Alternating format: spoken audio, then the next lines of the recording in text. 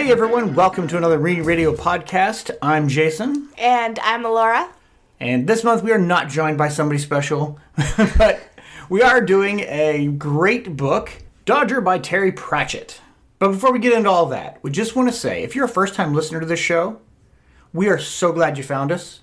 We're hoping you'll give us a listen, enjoy what we do, and we realize it's been a while since we talked about the origins of the show and why we do what we do and all that sort of stuff. So why don't you tell it from your perspective, since it was kind of my brainchild since you were like 10 when we started.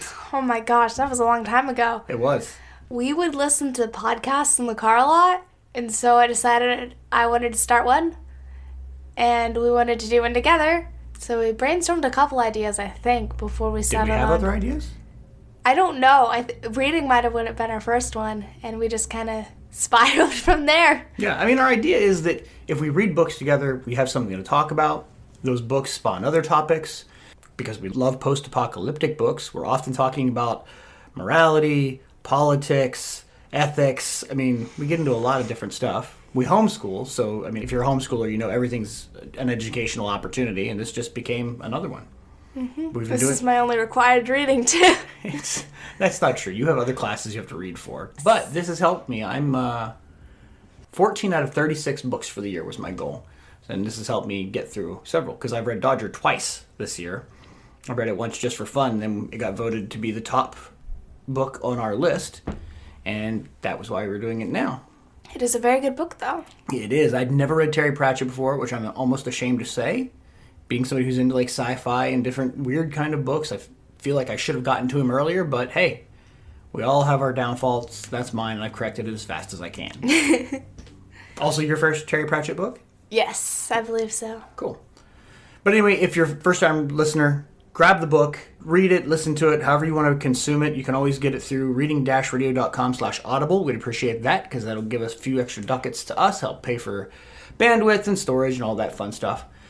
If you're, a regular listener, you should know the drill by now, but we'll have a little discussion ahead of time without spoilers, and then we'll jump right into a completely spoilerific show. Spoilerific. Yes. So if you don't want to be spoiled, you'd have to stop listening at that point. But before we get there, what's going on in your life? College work. Yeah? That's about it, really. Just taking up all your time? Yeah. Well, that's what college does. It's a full-time job, and then some. You're only taking a few classes, but you have other responsibilities. Yes. You're also doing aerial? Oh, I forgot about that. I do a lot of things. Yeah. Yes, I do aerial. That's a lot of fun. If you don't know what that is, think Cirque du Soleil and me having a heart attack. What about you? I am selling our house. We bought a new house, and so we're packing. Oh, yeah, packing. Packing, getting ready to move. I was supposed to have my D&D game tonight, but I just found out it's been canceled. You jinxed it when you got happy about it earlier. I got really happy, and it didn't work. So, guys, we'll see you next week. It'll be fun. Past that, it's just coaching volleyball and running kids everywhere and trying to stay sane. That's the gist of my life. Is that all you want? Do you want to jump right into the book now? We can. What were your first impressions? I was very curious about what it was going to be about when you first kind of told me about it. Because I knew you and Mom were getting excited reading it because you had listened to it together before I read it. But it was really good. It was really quick to start, and then it just kind of kept going. The momentum never really stopped. Yeah, he definitely opens up very quickly, and maybe this is something he does in all his books, who knows. Gets into the action, you're instantly hooked, the characters are alive, the world is vivid and thoroughly developed. Yes. The characters were all unique. Yeah, there wasn't really a struggle to keep all the characters straight like there's with some books. No, I was going to make a joke that would be a spoiler. Never mind. I did find out one of the reasons that the characters were so vivid is that some of them were based on real life people. Yeah, that was an interesting, that at the end they kind of talk about the real life inspirations for the characters in the world. Yeah, Mr. Mayhew, Charles Dickens, obviously, even though they call him Charlie throughout the book. That's not a spoiler. That's on the cover. They also include the Barbaro Seville, which is also included in the blurb. Not a real person, but he brought some of that real life, like what was happening in that Victorian London period to the fore, just like Charles Dickens and Peter Mayhew did in their works. So kind of blended that all together really well. Yeah. What do you think for age appropriateness? There's definitely nothing really content-wise. The language was a bit more old-fashioned English, so that was a little bit harder in some spots. That's fair. Like Cockney English. Yeah, but there wasn't really anything romance or language or gore-wise. Sure. So maybe 13 or 14 just for the language? Maybe younger if it's read out loud? Yeah, I'd say it's definitely possible for younger if it's read out Yeah. loud. 12 or 13 if they're advanced, because it does use a lot of Cockney slang, which I almost feel like a lot of young adult books are making up their own slang nowadays. That's true. So you might just assume that he's making up his own and you'll figure it out. Maybe we're underestimating kids' ability to pick up on slang. Let's go 13 just to be safe. I agree with that. There is some references to abuse that might be triggering to some sensitive viewers. Maybe, I don't know. I'm horrible at the age thing. So am I. Like, I can't tell how old people are anymore. I don't know how old you should be when you read things. I knew we were like super overprotective for both of you. You probably could have been exposed to things earlier, but I'm figuring you can't unexpose people. So I'd rather be conservative on that. And I know I was exposed to stuff way younger than I should have been. So, what about scores? So again, new to the show, a score of 1 star is we should just burn this book, which is ironic because we did Fahrenheit 451 last month. But 5 stars is everyone should be forced to read this book if we believed in force, which we don't. So, and we allow half stars. 1 to 5, what do you give Dodger? 4.5, I think. Ooh, high praise. I really liked it. So are you going to read the rest of the series? Yes. I'm going to go 4.5 as well. I think this is one of the... That's impressive, because you are normally much more conservative about stars than I am. I am, but I read this twice, and I enjoyed it both times. That's also kind of impressive. Now, to be fair, the first time I read it, I was a lot more... I was reading it to go to sleep, and so I probably missed some pieces coming in and out of sleep. I was having some trouble sleeping during that time period. So I was up and out 3 o'clock in the morning trying to read. And this time I read it, or listened to it while I was fully conscious to make sure that I didn't miss anything, and really, really enjoyed it.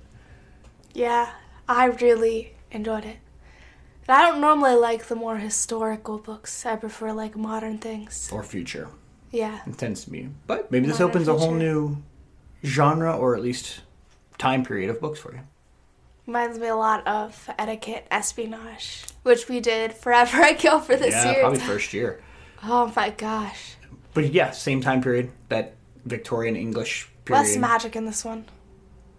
Yes, definitely. This is well, Could feasibly happen. yeah, it's not fantasy, but a little stretch of the Historical reality. fiction. Yeah, stretch of reality. All right, well, we're going to head into the spoiler zone. So that means if you have not read this book and you care about spoilers at all, you should stop listening to this, go listen to or read Dodger. But if you want to listen to it, again, check out reading-radio.com/audible. Audible will reward us for sending you in that direction. You'll support the show, but you'll also get a free credit to try out for any book. We highly recommend Dodger. The reader did a phenomenal job. Mm-hmm. The voices were distinct. He brought the characters to life. Like she said, you never had to worry about who was who. It was wonderful. But you can do this for any books. I'm a big audio fan. I don't have enough time to sit and read, or maybe I just don't have the patience for it anymore. But if you want to listen to a great book, really any book, there might be 2 or 3 I've been able to think of that they didn't have at Audible. Head over to reading-radio.com/audible for your free book today. Jumping right into the story. I love the en media res. You remember what that means? It's like, No. I don't remember the exact translation, but it's in the middle of the action. Mm-hmm. So he opens up with a little bit of painting the picture. You hear this screeching tire coming down the road, and then a girl jumps out of a carriage in the middle of a storm, and now there's a rumble. Yes, that's like right how it started off. What did you think And when you first read it? I was like, oh, most books don't really start like when the action happens. There's normally a little bit of world building or setup for like the first chapter Or or an two. epilogue that takes forever that has nothing to do with anything. But then, like you said, there's the screeching tire, girl jumps out of a carriage, and they're right into it. Yeah, and we get an immediate picture of who Dodger is. He's climbing out of a sewer. He comes to the rescue. He beats the crap out of these guys. And then he just walks away. Yeah, but he didn't. He stayed close enough to make sure she was okay. Mm-hmm. Because when Mayhew and Dickens come along... He was there. And he doesn't know them from Adam. But he definitely wasn't staying for, like, praise or reward from her. That's right. Which is kind of what I was going at. But then he was, like, concerned that they were going to do her harm. Mm-hmm. And steps up. And then he follows them back to the... and steals Charles Dickens' wallet on the way. And he's like, stole it? No, sir. Found it on the floor. Was going to give it back to you. his little act was perfect. And I love that Dickens the whole time goes, I'm going to pretend I believe you for now. And we're going to continue this conversation. The relationship, like, that was written between them was brilliant. So good. You know Charles Dickens. At least of him. You've read... Christmas Carol. Is that it? I started A Tale of Two Cities, but that's a long book. That's a hard read. We should probably read Copperfield. Actually, we should read Oliver Twist, because that's where Dodger comes from. Or where, theoretically, in this world, Charles Dickens takes the idea of Dodger and writes him into Oliver Twist. Oh. Right, so that would be a good pairing for this book, if we ever wanted to do that. And since we haven't read any Dickens, we really should. If you care, we take suggestions for our reading. Again, if you're new, head over to reading-radio.com. We've got it's been recent, so it's a post there at the front page, says help, and you can find our poll. You can vote for books. In fact, the book we'll be reading next is because it was suggested by the author and voted up by our readers. So we're going to take a stab at this and see how it works out, and if it works well, it's probably something we'll continue. Had to go meta for a second. All right, so tell me more about your thoughts as you read. I was, like, instantly loving Dodger's character. I always like not Snow White good guys. Okay. Like the anti-heroes? Yeah. Underdog or dirty hero? I don't know what you call them. Okay. I think anti-hero is the best term. Yeah, anti-hero is more like Batman, like deliberately outside the law. Dodger was kind of outside the law, but... Chaotic neutral. I would say chaotic good. Didn't obey the law, but definitely a good guy at heart. Yes. Even if it was only because of... Solomon. Yeah, I'm like, not Granddad. Yeah, Solomon. Solomon. I love Solomon, too. He was so funny. So good. All the characters were so well written and had, like, their moments of, like, their time to shine. Yes. And there wasn't any character that I think that was there for no reason at all. Like, even the cook and the scullery maid, their interaction with Dodger, she's like, takes him downstairs and says, here's what's going to happen. I'm going to take everything you've stolen, and then I'm going to march you back upstairs with some food in your pockets, and I'm going to pretend to throw you out so the old lady doesn't get a bad idea. And he's like... And she, like, awkwardly pats him down, and he's, like, standing there the whole time, like, I didn't take anything this time. Right. Which, again, paints this picture of the character. He's just somebody who's had bad luck. Mm-hmm. Born at the wrong time with that, parents that ran away, never knew him or whatever. And Solomon picks him up. And a bad name. Pipstick. What a horrible name. Who would name them? I would never tell anybody that's my name. Like, make something else up. That's why he picked Dodger. Well, that's true. That's because he dodged all around the street. Nobody could catch him. Yeah, but they just painting the picture, especially when you find out the cook or undercook or whatever she was, like, she had a hard time on the streets. Mm-hmm. And the Mayhews were good people. They picked her up. They helped her out. But I won't have them taken advantage of. Like, I'm going to look out for you because I know where you're coming from. But the Mayhews in real life did a lot of work, charitable work, helping people try to get on their feet. So really interesting that was tied in. Yeah. I also really liked the random parts throughout the book where Dodger was talking about how he would help the old ladies or the little girls that would sell flowers. Mm-hmm. Like the things like that. It definitely showed a lot of his character. Yep. His morality. But I'm still curious the idea that he liked being a tosher, which is a polite way of saying a sewer rat. Like, he literally went into the sewers and fished through the yuck in hopes of finding jewels and coins that have been dropped in the sewer. And I can't imagine that happens a lot, but enough for him to survive. Seemed like there's multiple of them, too, so enough for quite a few to survive. Yeah, like whole clans of them. Like, how many people were losing stuff down the sewers in London? That, like, their pockets all have holes in them? I don't understand. Made for a good story, though. One of the other ways he did a really good way of painting the picture, I thought, was all the ideas of clothing. In that culture, I feel like you're definitely known in your status by what you wore. Like the lower classes maybe had 1 or 2 pairs of clothes, if that, and they were probably not great. Yeah. But if you were a higher class person, you had clothing tailor-made, it looked good. Then we see Dodger's progression. Through the clothing. Mm-hmm.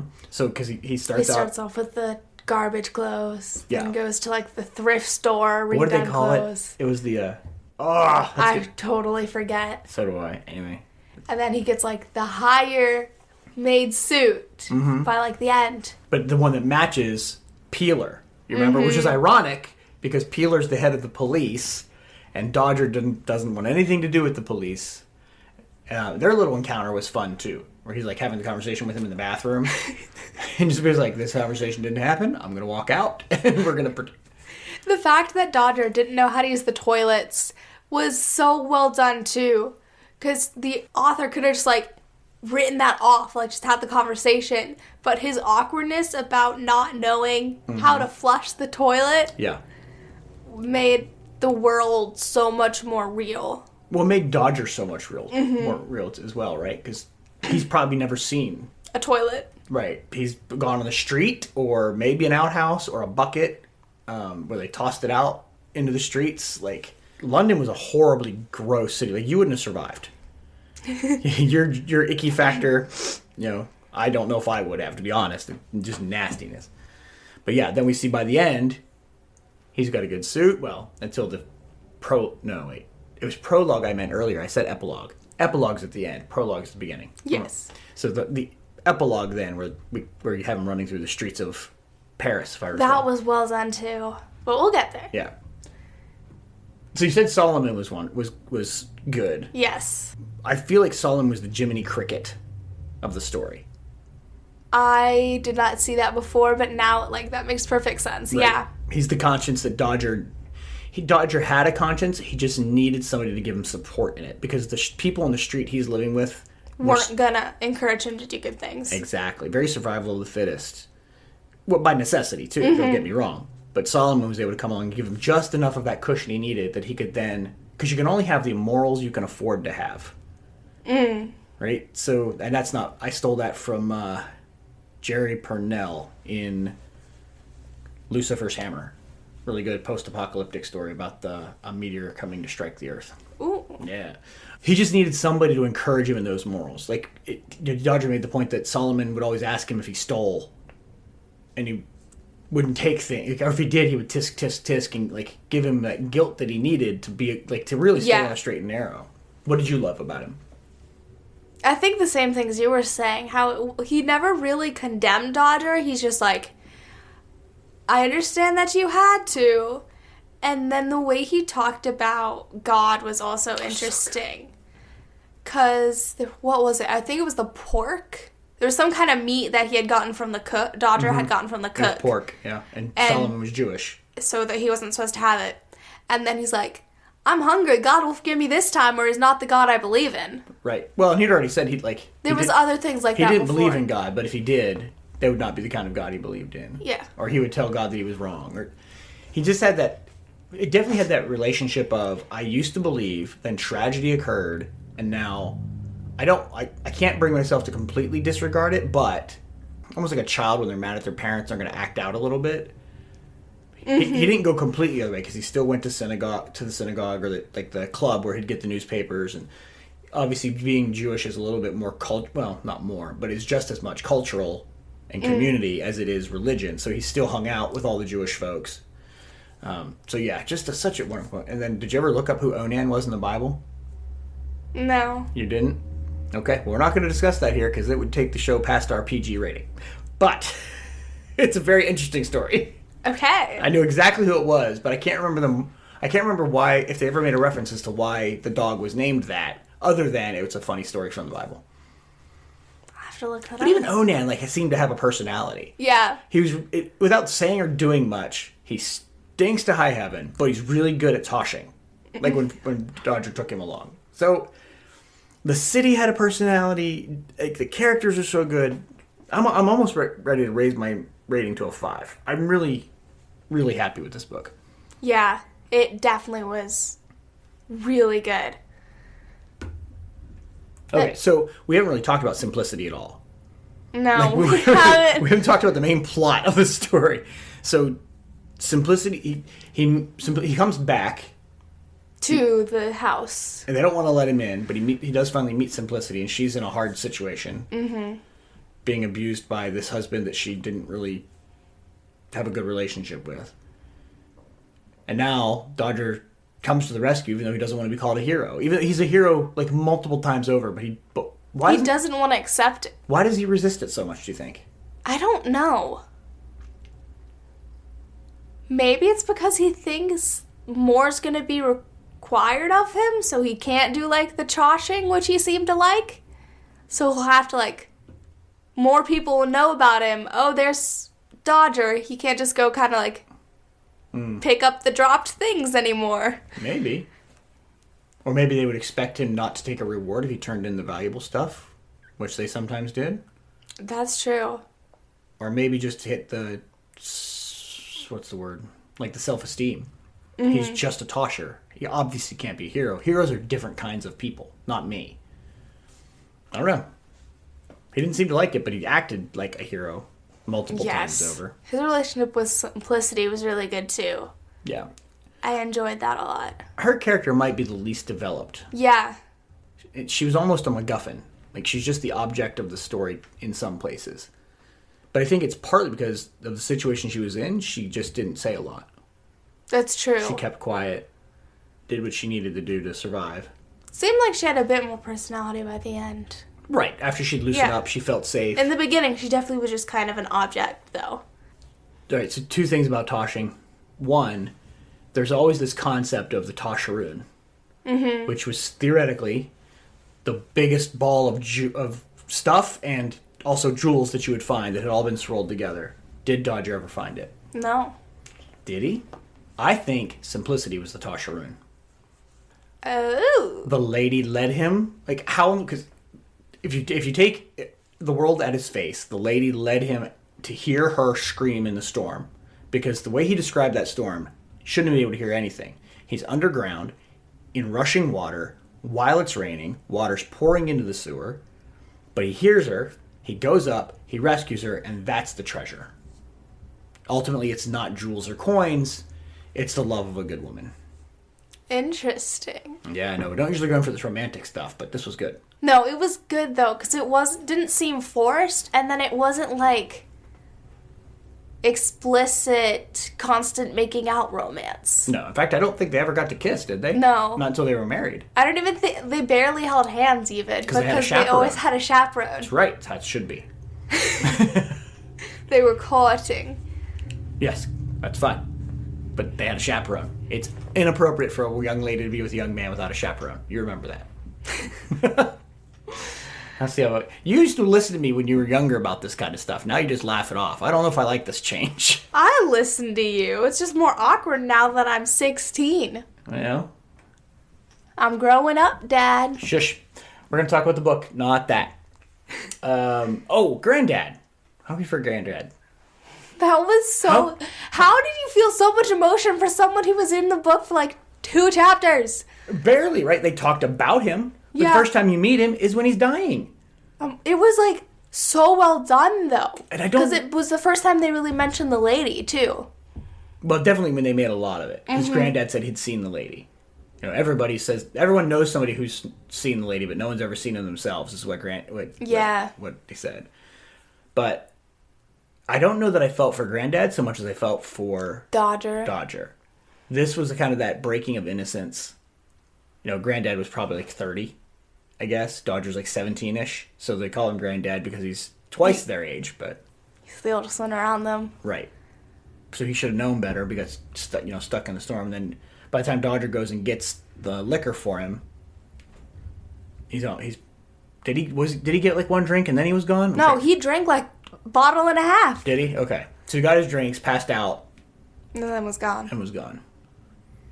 But yeah, that was he takes that money and then uses it to find out information about Simplicity or the carriage. And then he gave some to like some kids too, I think. Oh yeah, he paid. He paid for the kids to have food. Yeah. Did you know the froggy term? No. So froggy is an old English derogatory term for French people because they had just been at war with them Oh. And so she was married to a froggy, and they ate horses. Like, there's all the, when you're... Propaganda hasn't changed. Whenever you're at war, you say bad things about the other team, and everybody agrees that that's bad. So those people eat horses, and they call them froggies. But it was good. I mean, again, bringing that in that kids probably don't recognize, but it's a nice touch to detail. And he paid the woman, whose name I don't remember now, he's like, feed these two on this whatever, however much money for like 2 days. Yeah, and I'll make sure, I'll come back and make sure you're taken care of. Yeah.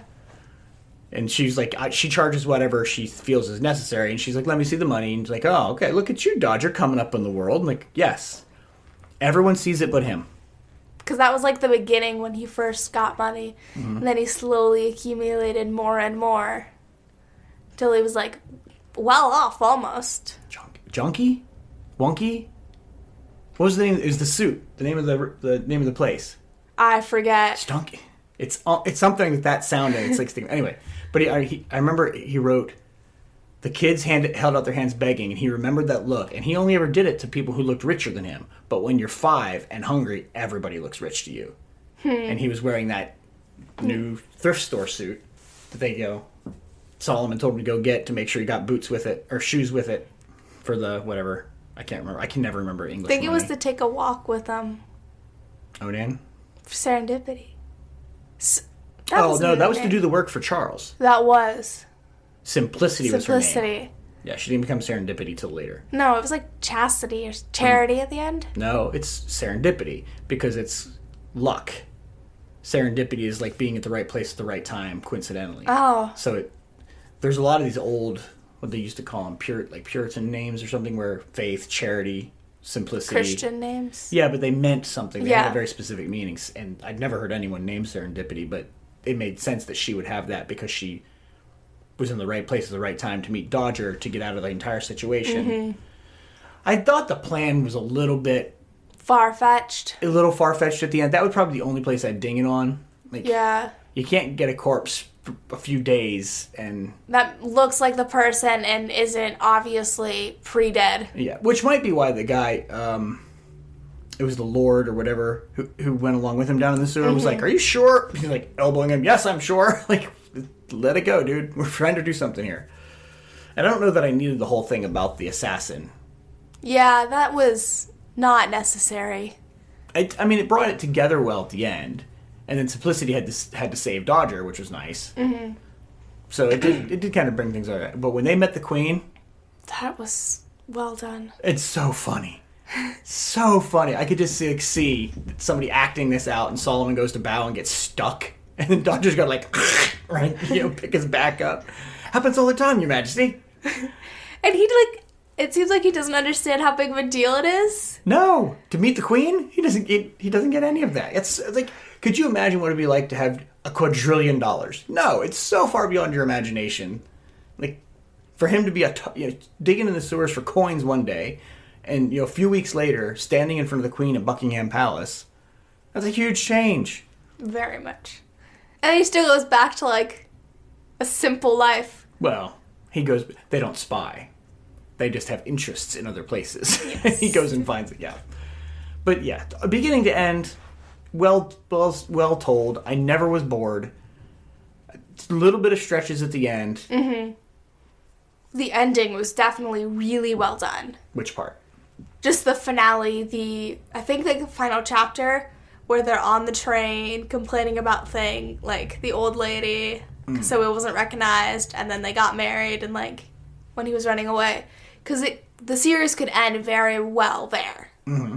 I feel like most books that are written in a series, you have to read the next one, which you kind of complained about before, but that one was a really good ending. I had to ask you, is there another book? That's what your mom says. I haven't actually looked it up. And again, I don't have to read the next book. Yeah. I was so happy with this one, I'm afraid. And one great thing about the audiobook is that reader changed Simplicity's accent.